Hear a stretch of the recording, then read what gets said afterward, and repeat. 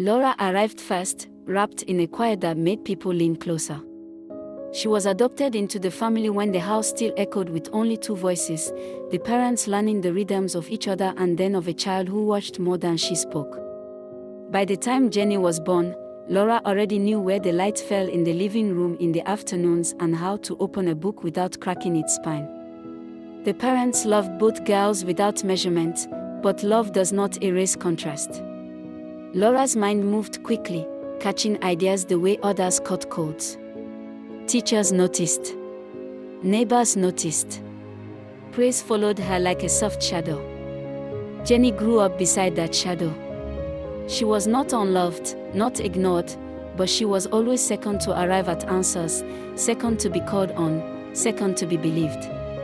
When report cards came home, Laura's were crisp with neat numbers and remarks that sounded like prophecies. Jenny's were honest and ordinary. At first, she tried to match Laura step for step, borrowing her notebooks, copying her study habits, asking questions that were really requests for permission to be equal. The gap did not close. It widened. Elementary school taught Jenny the language of comparison. A science fair ribbon pinned to Laura's shirt meant Jenny learned to smile without showing teeth. A teacher's offhand, "Why can't you be more like your sister?" taught her how words could bruise without leaving marks. Envy began as a hit in her chest and cooled into something sharper. She learned to listen when Laura spoke, not for understanding, but for weaknesses. Small schemes came first, light enough to feel like accidents. A homework page went missing. A rumor fluttered through a classroom and landed where it was meant to. Laura recovered, as she always did, puzzled but intact. The parents scolded both girls equally when trouble surfaced, and Jenny learned another lesson: fairness could feel like injustice if you believed you were owed more. Middle school hardened intentions. Laura joined clubs, gathered mentors, walked through doors that seemed to open at her approach. Jenny watched and planned. She cultivated friendships with care, learning which smiles brought loyalty and which secrets brought silence. When Laura stumbled, once, twice, it was Jenny who had laid the loose stones.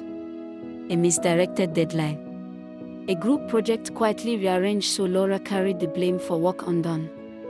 Each success fed a belief that grew more confident than remorse. High school sharpened the rivalry into a private war. Laura's achievements multiplied, scholarships echoed her name. Jenny's plans grew patient. She learned how systems worked, how authority listened, how a well-timed complaint could tilt a room.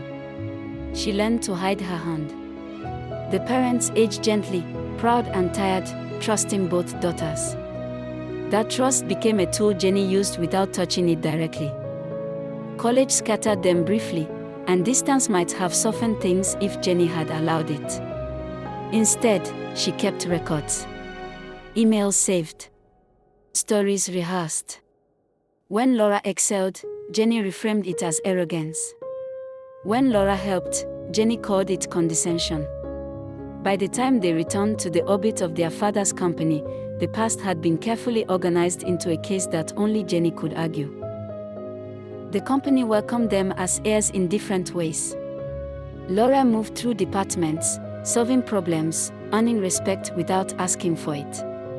Jenny positioned herself where influence pulled, where narratives were written before decisions were made. She smiled in meetings and kept her voice calm. She praised Laura publicly and questioned her privately. Doubt began to follow Laura, faint at first, then persistent.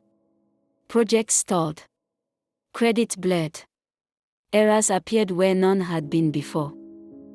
Years of quiet work came to a head not with a shout but with a meeting. Documents were produced. Timelines were suggested. Responsibility shifted. The room believed what it was prepared to believe. Laura listened, stunned, recognizing the shape of the trap too late. The parents watched, hearts split between daughters, unsure how love could lead here. What followed was not victory but exposure. Patterns do not stay hidden forever. An audit, a conversation, a witness who spoke when it mattered. Jenny's careful constructions unraveled thread by thread. The truth did not restore what had been lost, but it changed the story that could be told. Laura left the company and built something smaller, steadier, on her own terms. Jenny remained, the weight of her choices finally visible, the old heat replaced by a colder understanding. They did not reconcile. They did not need to.